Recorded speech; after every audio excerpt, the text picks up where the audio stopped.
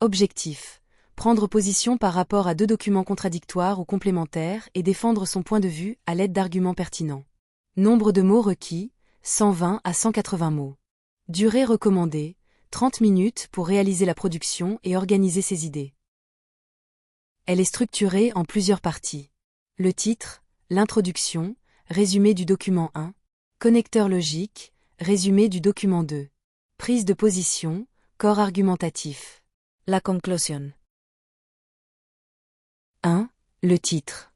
Il correspond à l'idée générale commune aux deux documents. Exemple. Le travail pour ou contre. 2. L'introduction.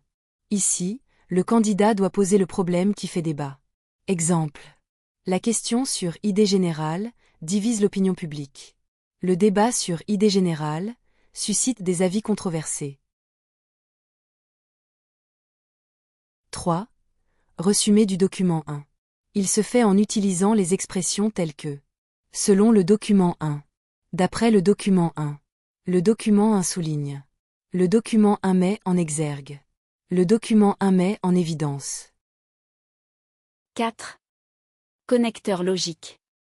Dans cette étape, il convient d'employer un connecteur logique d'association ou d'opposition afin d'assurer la liaison entre le premier et le deuxième résumé. Aussi, l'élément numéro 5. Il est consacré au résumé du deuxième document. Par ailleurs, la prise de position. Elle consiste à exprimer clairement son opinion sur le sujet en utilisant des expressions telles que « personnellement »,« selon moi »,« d'après moi »,« en ce qui me concerne, il me semble que ». Le 7e élément est le corps argumentatif. Il se compose de 3 parties, chacune présentant une idée expliquée, et reliée à la suivante par un connecteur logique.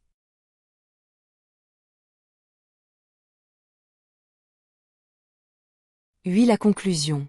Elle consiste à terminer le texte en résumant la position, et en apportant une nuance.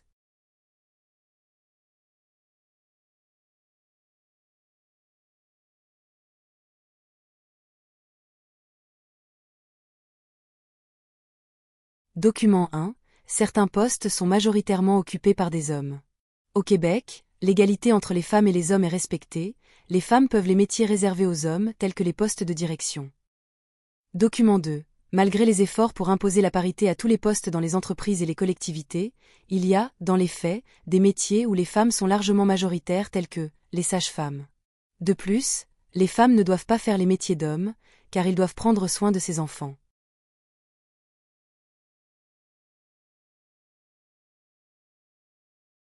Équité professionnelle de genre. Pour ou contre. La parité entre les sexes au travail suscite de nombreux débats. Selon le document 1, elle est respectée au Québec, bien que certains postes restent majoritairement masculins. Par contre, le document 2 montre qu'en dépit des efforts pour instaurer la parité, certains estiment que les femmes ne devraient pas exercer certains métiers traditionnellement masculins. Personnellement, je suis pour l'égalité homme-femme. Premièrement, l'accroissement économique. L'accès des femmes à certains postes et métiers augmente le nombre de travailleurs, et par conséquent, les revenus globaux. Deuxièmement, la réduction des maladies cardiovasculaires. Être évalué non plus selon le sexe, mais selon les compétences, réduit la pression et limite l'apparition de maladies liées au stress, telles que l'accident vasculaire cérébral. Enfin, la réalisation de certains rêves. Plusieurs jeunes filles aspirant à exercer des métiers traditionnellement masculins pourront désormais le faire sans entrave.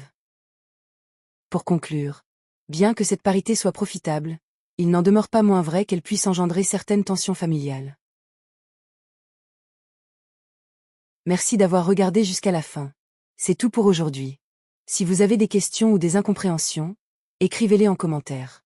Et surtout, n'oubliez pas de liker, de partager et de vous abonner pour ne rien manquer.